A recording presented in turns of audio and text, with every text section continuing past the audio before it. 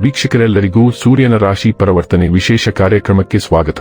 ವೀಕ್ಷಕರೇ, ಗ್ರಹಗಳ ಅಧಿಪತಿಯಾಗಿರುವ ಸೂರ್ಯ ಪ್ರತಿದಿನಗಳು ತನ್ನ ಪಟ ಬದಲಾಯಿಸುತ್ತಾನೆ. ಸೂರ್ಯ ಒಂದು ರಾಶಿಯಿಂದ ಮತ್ತೊಂದು ರಾಶಿಗೆ ಸಂಚರಿಸಿದಾಗ ಅದನ್ನು ಸೂರ್ಯ ಸಂಕ್ರಾಂತಿ ಎಂದು ಕರೆಯಲಾಗುವುದು.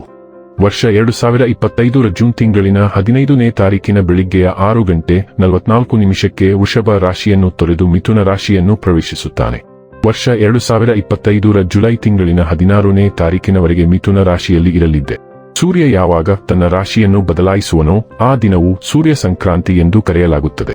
ಹಾಗಾಗಿ ಮಿಥುನ ರಾಶಿಯನ್ನು ಪ್ರವೇಶಿಸಲಿರುವ ಸೂರ್ಯನ ಈ ಸಂಚಾರವನ್ನು ಮಿಥುನ ಸಂಕ್ರಾಂತಿ ಎಂದು ಕರೆಯಲಾಗುವುದು. ಆದ್ದರಿಂದ ಸೂರ್ಯನ ಈ ರಾಶಿ ಬದಲಾವಣೆಯಿಂದ ಕೆಲವು ರಾಶಿಗೆ ಬಹಳಷ್ಟು ಶುಭವಾದರೆ ಇನ್ನೂ ಕೆಲವು ರಾಶಿಗೆ ಸೇರಿದ ಜನರು ಹೆಚ್ಚು ಸಮಸ್ಯೆಗಳನ್ನು ಎದುರಿಸಬೇಕಾಗಿ ಬರಬಹುದು.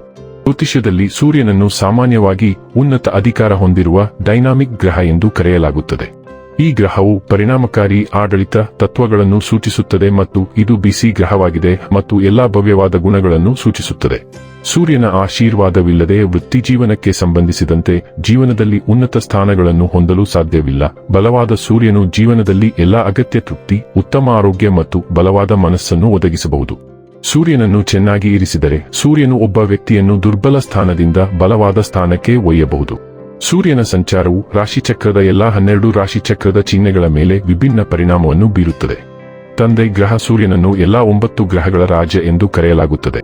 ನಮ್ಮ ಗ್ರಹ ಭೂಮಿಯು ಸೂರ್ಯನ ಸುತ್ತ ಸುತ್ತುತ್ತದೆ ಎಂದು ನಮಗೆಲ್ಲರಿಗೂ ತಿಳಿದಿದೆ ಮತ್ತು ಸೂರ್ಯನು ನಮ್ಮೆಲ್ಲರ ಜೀವನಕ್ಕೆ ಕ್ರಾಂತಿ ಮತ್ತು ಶಕ್ತಿಯನ್ನು ಒದಗಿಸುತ್ತದೆ. ಈ ಪ್ರಮುಖ ಜೀವಶಕ್ತಿಯು ನಮ್ಮ ದೇಹದಲ್ಲಿ ಚಲಿಸುತ್ತದೆ ಮತ್ತು ನಮ್ಮ ಜೀವನವು ಈ ಶಕ್ತಿಯೊಂದಿಗೆ ನಡೆಯುತ್ತದೆ. ಈ ಕಾರಣದಿಂದಾಗಿ ನಮ್ಮ ಜೀವನವು ಮುಂದುವರಿಯುತ್ತದೆ ಮತ್ತು ಸೂರ್ಯನನ್ನು ಈ ಇಡೀ ಜಗತ್ತನ್ನು ನೋಡಿಕೊಳ್ಳುವವನು ಎಂದು ಏಕೆ ಪರಿಗಣಿಸಲಾಗುತ್ತದೆ. ಹಾಗಾದರೆ ಬನ್ನಿ, ಇಲ್ಲಿ ಸೂರ್ಯದೇವನ ಮಿಥುನ ರಾಶಿಯಲ್ಲಿ ಈ ಗೋಚರ ಇಲ್ಲಿ ಪ್ರತ್ಯೇಕವಾಗಿ ಧನು ರಾಶಿಯ ಜಾತಕದ ಪಾಲಿಗೆ ಹೇಗೆ ಸಾಬೀತಾಗಲಿದೆ, ಯಾವೆಲ್ಲ ಫಲಗಳು ಇಲ್ಲಿ ನಿಮಗೆ ಲಭಿಸಲಿವೆ ಮತ್ತು ಯಾವ ವಿಷಯವಾಗಿ ಇಲ್ಲಿ ನೀವು ವಿಶೇಷ ಎಚ್ಚರಿಕೆ ಹೊಂದಿರಬೇಕು ಅನ್ನೋದನ್ನ ನೋಡೋಣ. ಎಂದಿನಂತೆ ನಮ್ಮ ವಿನಂತಿ ಎಂದರೆ ನೀವಿನ್ನೂ ನಮ್ಮ ಚಾನೆಲ್ ಅನ್ನು ಸಬ್ಸ್ಕ್ರೈಬ್ ಮಾಡಿಲ್ಲವೆಂದರೆ ದಯವಿಟ್ಟು ಈಗಲೇ ನಮ್ಮ ಚಾನೆಲ್ ಅನ್ನು ಸಬ್ಸ್ಕ್ರೈಬ್ ಮಾಡಿ. ಹಾಗೆ ನಿರಂತರ ವಿಡಿಯೋ ಅಪ್ಡೇಟ್ಸ್ಗಳಿಗಾಗಿ ತಪ್ಪದೇ ಪಕ್ಕದ ಬೆಲ್ ಐಕಾನ್ ಬಟನ್ ಕೂಡ ಕ್ಲಿಕ್ ಮಾಡಿ. ವಂಶ ಪಾರಂಪರ್ಯ ಜ್ಯೋತಿಷ್ಯರು ನಂಬರ್ 1 ವಶೀಕರಣ ಸ್ಪೆಷಲಿಸ್ಟ್. ವೃತ್ತಿ, ಉದ್ಯೋಗ, ಮದುವೆ, ಹಣಕಾಸಿನ ಸಮಸ್ಯೆ, ವ್ಯಾಪಾರ, ಆರೋಗ್ಯ ಸಮಸ್ಯೆಗಳಿಗೆ ಫೋನಿನ ಮೂಲಕ ಪರಿಹಾರ. ಇಂದೇ ಕರೆ ಮಾಡಿ.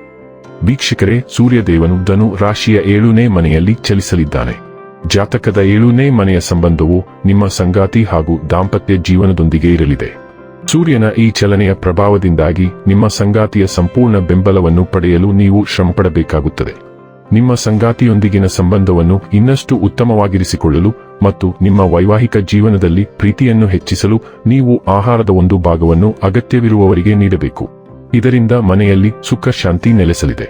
ನಿಮ್ಮ 9ನೇ ಮನೆಯ ಅಧಿಪತಿಯಾದ ಸೂರ್ಯ ನಿಮ್ಮ 7ನೇ ಮನೆಗೆ ಸಾಗುತ್ತಿದ್ದಾನೆ. 7ನೇ ಮನೆಯಲ್ಲಿ ಮಿಥುನ ರಾಶಿಯಲ್ಲಿ ಸೂರ್ಯ ಸಂಚಾರ ಹೆಚ್ಚು ಅನುಕೂಲಕರವೆಂದು ಪರಿಗಣಿಸಲಾಗುವುದಿಲ್ಲ. ಇದು ಪಾಲುದಾರಿಕೆ ಮತ್ತು ದೈನಂದಿನ ಚಟುವಟಿಕೆಗಳಲ್ಲಿ ಸವಾಲುಗಳನ್ನು ಉಂಟುಮಾಡಬಹುದು. ಆದಾಗ್ಯೂ ಅದೃಷ್ಟದ ಮನೆಯ ಅಧಿಪತಿ 7ನೇ ಮನೆಯಲ್ಲಿ ಇರುವುದರಿಂದ ಇದು ಸ್ವಲ್ಪ ಮಟ್ಟಿಗೆ ನಕಾರಾತ್ಮಕ ಪರಿಣಾಮವನ್ನು ಕಡಿಮೆ ಮಾಡುತ್ತದೆ ಮತ್ತು ಕೆಲವು ಪ್ರಯೋಜನಗಳನ್ನು ತರಬಹುದು. ಈ ಸಂಚಾರವು ನಿಮ್ಮ ದೈನಂದಿನ ಕೆಲಸವನ್ನು ನಿಮ್ಮ ಅದೃಷ್ಟದೊಂದಿಗೆ ಸಂಪರ್ಕಿಸುತ್ತದೆ, ಅಂದರೆ ನೀವು ಅನಿರೀಕ್ಷಿತ ಲಾಭಗಳನ್ನು ಅನುಭವಿಸಬಹುದು.